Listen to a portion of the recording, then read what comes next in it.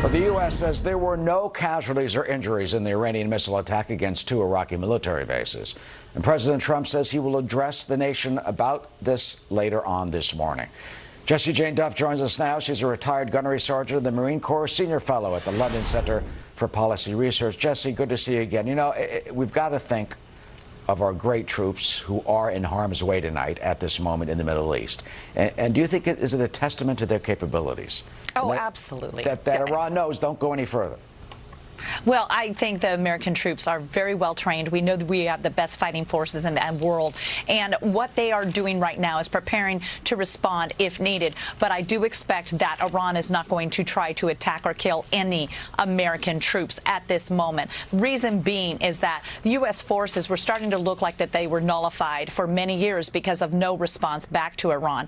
But now that the president has made a very profound statement by killing Soleimani, they know now that they can't cross that line. So dropping bombs and missiles upon sand is their only reaction at this moment. But to try to start killing Americans is not going to be in Iran's best interest. And the U.S. forces know this. The president will speak to the nation in the morning at some point. What would you like to hear him say?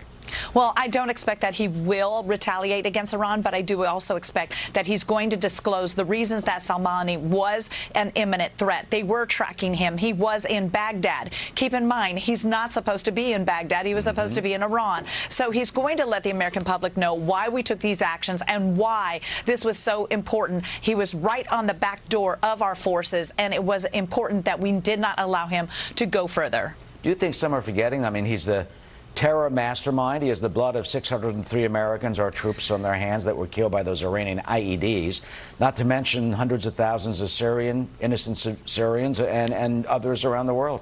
Exactly. He has a heavy influence with Bashar al-Assad in Syria, as you have just said. There are over 1,000 American military personnel who have been maimed, meaning they've lost their limbs. If you see a U.S. Forces personnel who have lost their limbs, it's usually because of Soleimani's strategic attacks against our forces. I personally, while on active duty, saw a truckload of female Marines that had happened to be blown up, and many of them died. And we will never know to this day if he was behind that attack, but it's quite possible his technology, his strategic prowess is what had caused those women to die. We will see what the president says about this tomorrow. Hopefully we'll get some more information about that. And of course, what you just said is an astounding reminder of the bravery and courage of our American forces. We thank them. At this moment, we are thinking not just of them, but also of their families. Yes. As you know that wives and husbands and brothers and sisters, they are watching us now and thinking of their loved ones. And we are too. Jessie Jane Duff, thank you for joining us. And folks, thank you for joining us. Our coverage continues in a moment.